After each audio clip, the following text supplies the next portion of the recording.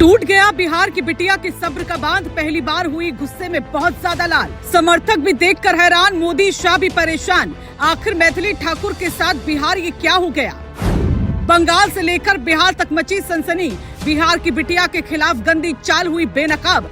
गुस्से में आई सरकार, मचा हाहाकार। अब हर साजिश का होकर रहेगा हिसाब। जिसने भी छवि बिगाड़ने की कोशिश की, अब उसी पर कसेगा शिकंजा। साइबर टीम से लेकर पुलिस एक्टिव, एक एक पोस्ट की जांच शुरू। जल्द सामने आएंगे चेहरे। आखिर कौन है वो लोग जो बिहार की बिटिया से जलन करते हैं? ये बात हम यूं ही नहीं कह रहे, क्योंकि इस बार जलनखोरों ने न सिर्फ गंदी हरकत की, बल्कि सीधे सीधे कानून व्यवस्था को खुली चुनौती दे दी है, जिसने बिहार से लेकर दिल्ली तक सियासी भूचाल ला दिया। क्योंकि युवा विधायक और मशहूर लोक गायिका मैथिली ठाकुर का गुस्सा फूट पड़ा, जिसने हंगामा खड़ा कर दिया है। बता दें, इन दिनों सोशल मीडिया पर वायरल हो रही कुछ तस्वीरों और फर्जी बयानों ने ऐसा बवाल खड़ा किया कि मामला सीधे राजनीति के केंद्र में पहुंच गया। मैथिली ठाकुर, जिन्हें अक्सर प्रधानमंत्री नरेंद्र मोदी के करीबी युवा चेहरों में देखा जाता है, उन्होंने इस पूरे मामले पर खुलकर नाराजगी जताई। उन्होंने साफ कहा कि अब वो किसी भी गलत हरकत को बर्दाश्त नहीं करेंगी। इस बयान के बाद बिहार से लेकर दिल्ली तक चर्चा तेज हो गई है और सियासी गलियारों में हलचल बढ़ गई। दरअसल मामला उन कथित तस्वीरों और पोस्ट का है, जिसमें मैथिली ठाकुर का नाम और चेहरा इस्तेमाल कर उन्हें बदनाम करने की कोशिश की गई। सोशल मीडिया पर तेजी से फैल रही इन सामग्रियों को लेकर मैथिली ने इसे साजिश करार दिया। उन्होंने कहा कि कुछ लोग पीआर स्टंट के जरिए उनकी छवि को खराब करना चाहते हैं और ये बेहद शर्मनाक है। उन्होंने कड़े शब्दों में चेतावनी देते हुए कहा कि जो भी लोग इस तरह की हरकतों में शामिल हैं, उन्हें अब इसका जवाब देना होगा।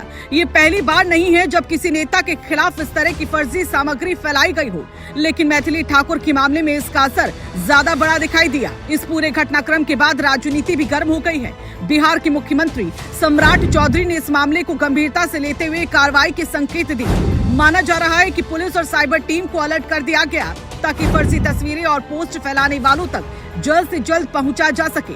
जिस अंदाज में कार्रवाई की बात सामने आई, उसे सख्त एक्शन के रूप में देखा जा रहा है। राजनीतिक हलकों में ये भी चर्चा है कि अब ऐसे मामलों में उदाहरण पेश करने की तैयारी हो रही है, ताकि भविष्य में कोई भी इस तरह की हरकत करने से पहले 10 बार सोचे।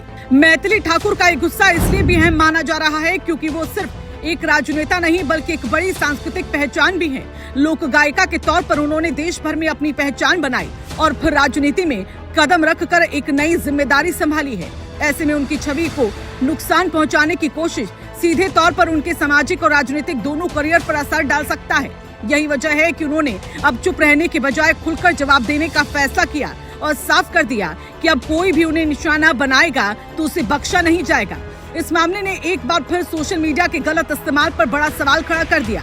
आज के दौर में किसी भी तस्वीर या नाम का इस्तेमाल कर फर्जी खबर फैलाना बेहद आसान हो गया, लेकिन इसके परिणाम कितने गंभीर हो सकते हैं, ये इस घटना से साफ हो गया।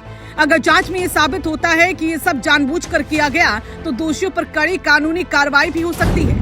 यही वजह है कि अब इस पूरे मामले को सिर्फ एक विवाद नहीं, बल्कि साइबर अपराध के तौर पर भी देखा जा रहा है। फिलहाल बिहार में ये मुद्दा लगातार सुर्खियों में बना हुआ है और लोगों की नजर इस बात पर टिकी है कि आगे क्या कार्रवाई होती है। मैथिली ठाकुर ने जिस तरह से खुलकर अपनी बात रखी है, उससे ये संदेश साफ हो गया कि अब वो किसी तरह की साजिश को बर्दाश्त नहीं करेगी। वहीं सरकार और प्रशासन भी एक्शन मोड में नजर आ रहे हैं। अब देखना ये होगा कि जांच में क्या सामने आता है और कौन लोग इस पूरे खेल के पीछे थे। लेकिन इतना तय है कि इस एक मामले ने बिहार की राजनीति में बड़ा तूफान जरूर खड़ा कर दिया है।